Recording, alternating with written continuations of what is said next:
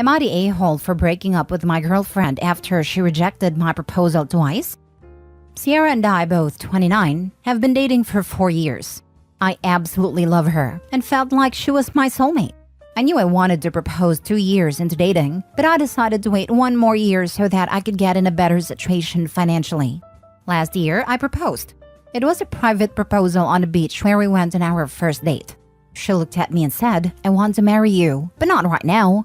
She said she wasn't in the right space personally to get engaged and to give her some time. That stung, but I was okay with it. After all, I put off proposing so I can be in a good position. It's only fair I give her the chance. It's been a year since then and I decided to propose again. This time, I asked our friends to help me set it up because I wanted to do something nicer. We orchestrated a nice dinner and a proposal in front of a nice fountain in the city's botanical garden. Everything was ready. Dinner went great and we went to the fountain. She saw the roses and everything, and then I got down on one knee and asked her to marry me. She teared up and told me, "Not just yet." That stung really bad. I knew I wanted her in my life forever, but this is the second time she turned me down. I asked her why, and she told me the same thing as last year. I asked her if someone was holding her back, maybe family or friend, and she just said, "I just want to make sure that this will work." This hurt me more than the 2 rejections. So I told her if after 4 years she isn't sure, then what the heck will make her sure? She asked me to give her time, and I told her no. I told her that I'm not gonna keep wasting my time and love if she's gonna keep saying no. I told her that I can't do this anymore. She began begging me not to leave and said, "Fine, I'll marry you, just please don't go." That made me mad, but I didn't say anything and just left. My phone has been blowing up with some of our friends, her parents and her, telling me that I'm an a-hole for throwing away a 4-year relationship because she said no, and that I was being a big baby. She just needs some time. The other half of our friends aren't on my side, but they're not on hers either. I don't think I'm an a-hole for this. Did I overreact? Am I an a-hole? If so, how much more time am I supposed to give her? Edit. We had discussed marriage shortly before I proposed the first time. She was into it, and even told me that she couldn't see herself with anyone else. She seemed eager about the idea of marriage. This is why I was shocked the first time, and then angry at a second time. Now for the top comment. Not the a-hole. 4 years is plenty of time. You are perfectly right to move on. She cannot expect you to wait for her forever. She hasn't even given you a legitimate excuse as to why she can't. She's waiting for something better. I've seen it. This, she should have said why after the first refusal, but she didn't really give anything firm, leading to the second fiasco. Put the shoe on the other foot. Let's say she was the one wanting to get married and he was dragging his feet. They're 29. Everyone would be saying, "Dude, she's 29 and she can't wait forever. Propose or break up already." He did the right thing on a perfect timeline, age-wise. She lost out for whatever her reason. Anyone who gives him grief for walking away is the a-hole. He put himself out there and got rejected. I hope he walks away for good because the "fine, I'll marry you" is BS and should never be accepted. I hope he deserves to be someone's first choice. Definitely not the a-hole. The "fine, I'll marry you" is actually what really takes it over the edge for me. Because that tells me that she knows she's stringing him along. And the reason is, she's seeing if she can land someone better. Otherwise, why cave suddenly? If she needs more time genuinely and sincerely, then she'd stick by her guns and say, "This hurts. But yeah, I can see why you'd want to move on. Our timelines aren't matching up." But instead, her reaction is like, "I have a thing, but I was hoping for someone better. Now I'm going to lose the thing. Oh no!" Not the a-hole. You've spent enough time waiting. Move on. You'll be okay. And good job understanding that you can't wait forever. Not the a-hole. You read it right. If someone says no, and only when you show a willingness to walk away says, "Fine, I'll do it," that is not the one you want to have say yes. Heal up and move on. You were never quite what you wished she saw you as. Oh, and learn the lesson. Do not do a public proposal. Not after getting rejected once, not even if it's the first time. Not unless you talked about it in advance and you know she's going to say yes. The second proposal wasn't public. Our friends helped us set it up, but it was just her and I. I never liked the idea of public proposals, as I wouldn't want someone to say no and have everyone stare at me after. It sounds like you had the appropriate attitude toward both marriage and proposals. It's maybe an unpopular take, but I feel like if you don't know after 2 years that you want to marry someone, you're not going to ever want to marry them. Sometimes people acquiesce when push comes to shove, but that's not a path to happiness for either party. There's nothing stopping anyone from having a long engagement, so her saying straight up no a year apart really shows where she stands. Good for you holding loyal to yourself and not falling victim to the sunk cost fallacy. You definitely made a right call for your long-term happiness. Not the a-hole, and cheers to you, mate. Not the a-hole. If she wants to get married, she'd get engaged and have a long engagement. People do it all the time. I was in the no kids not getting married category. The second I started talking to my now husband, I knew he was different, and he'd been my life forever. In my mind, it was life partners. Then I got pregnant shortly after. Then 4 years in, he proposed. I was shocked. Then we didn't get married until 3 years later. It sounds like you're ready to settle down and she's not. It's painful, but you guys can love each other and not be in love. Next story. Am I the a-hole for rejecting my boyfriend's proposal because I'd lose my health insurance and alimony? I, 44 female, divorced my ex-husband, 47 male 2 years ago and have been dating my boyfriend, 45 male since. No cheating. My ex and I were fighting a lot, but the divorce was less litigious than expected. My ex-husband James and I were married for 21 years. And in the state of Massachusetts, I, as his ex-spouse, was able to stay on his group health insurance. In addition, the judge ordered that since I stayed home to raise our 4 kids, 21 male, 19 female, 18 male, and 16 male, that I get alimony for life or until I, only I, not my ex, remarried. In terms of health insurance, I'd lose it if either James or I remarried. However, James has been very open about the fact that he hates the idea of marriage or marrying again, even more than he hates me still be covered under his health insurance policy. His exact words were, "Well, lucky for you, it's not emotionally or financially cost-effective for me to marry, just to get you off my health insurance." For the entire length of our marriage, part of the reason I didn't work is because my ex is a doctor. And after doing calculations, we realized I'd never make enough to even get close to covering the child care costs for 4 kids. I checked and saw that if I had continued my administrative job, I'd be making $17 an hour today. I have no chance of making even that now. My boyfriend and I are very much in love. In many ways, I wish I'd met him first. He's empathetic, and unlike my ex, he values work-life balance instead of running between private practice and a psych ward at a county hospital to work 24/7. However, my boyfriend and I don't live together, and besides small presents to each other, we pay for ourselves.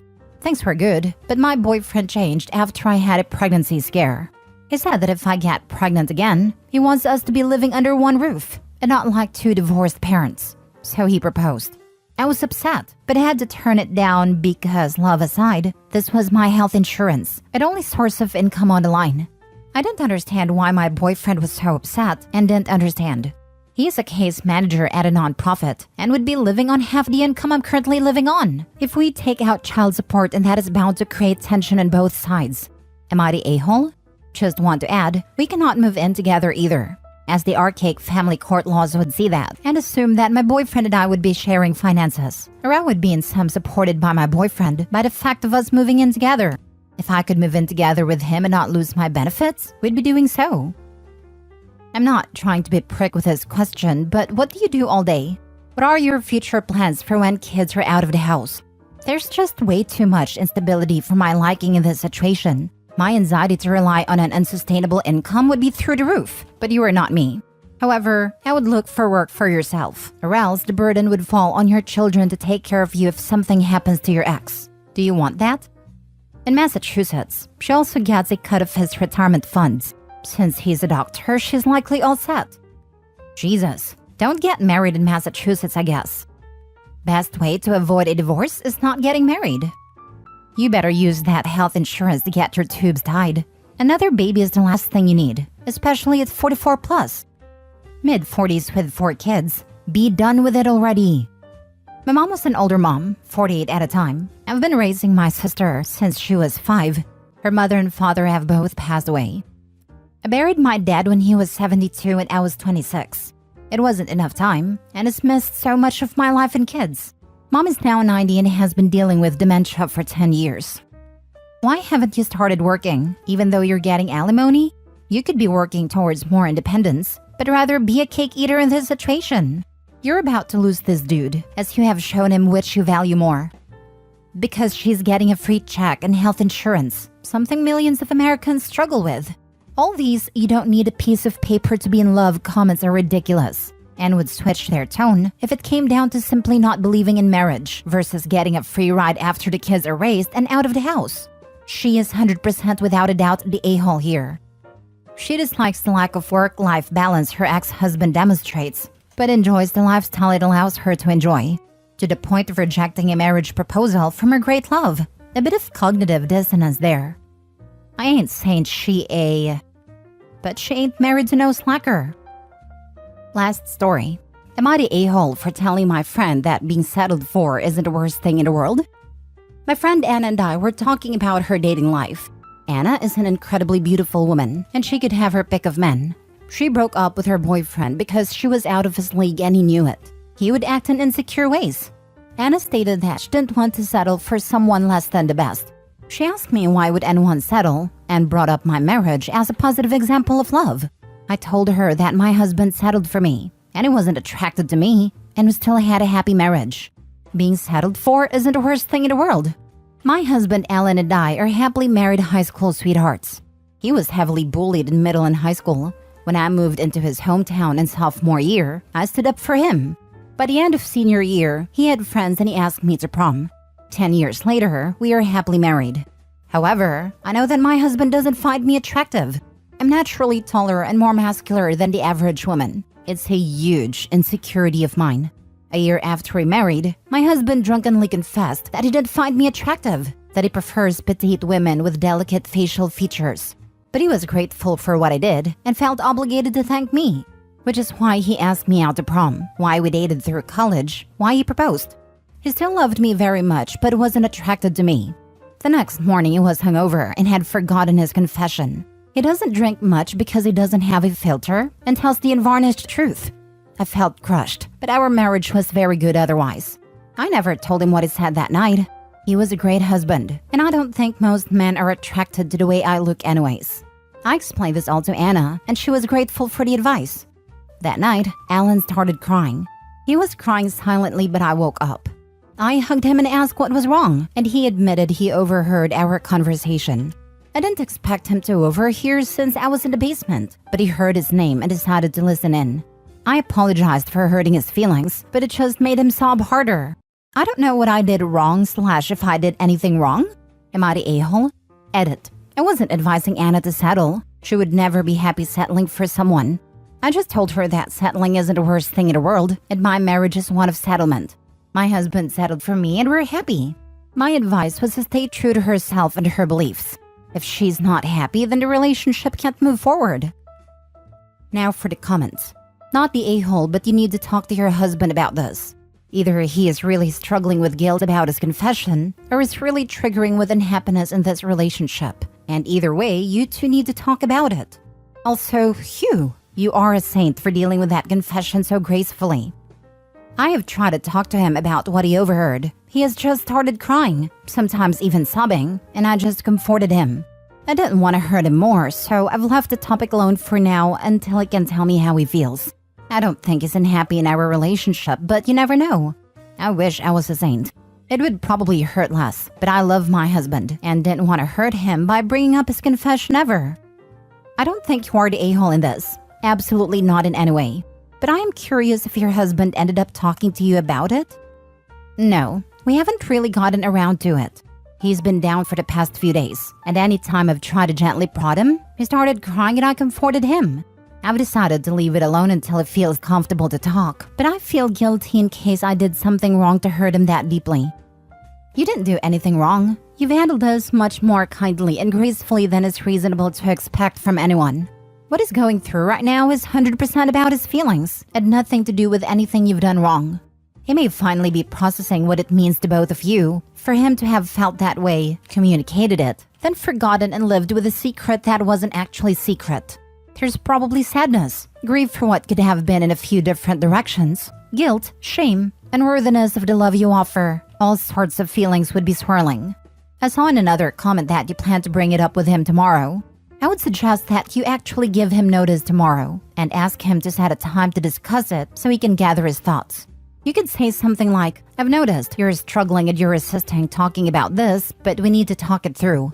Whatever you're feeling about it, I want to know and I want to work through, whatever it means for us. Shown you that I'll still love you and be there for you since hearing it. Please be there for me and tell me what's happening for you. It doesn't have to be now, but we need to talk about it. Do you want to talk now or on Saturday afternoon, or whatever would be a suitable time that gives him a few days to think things through / gather his thoughts? Then when you've set a time, drop it fully until then.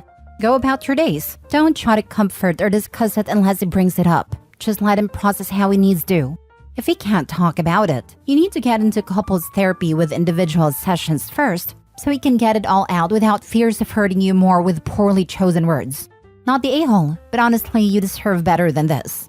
It's your call if you accept it, which you clearly have until now. But you're a beautiful soul, and someone out there would find you incredibly attractive. There are 8 billion of us. You're someone's cup of tea. Maybe it doesn't matter that much to you, but it isn't impossible. And you do deserve to feel desired and attractive.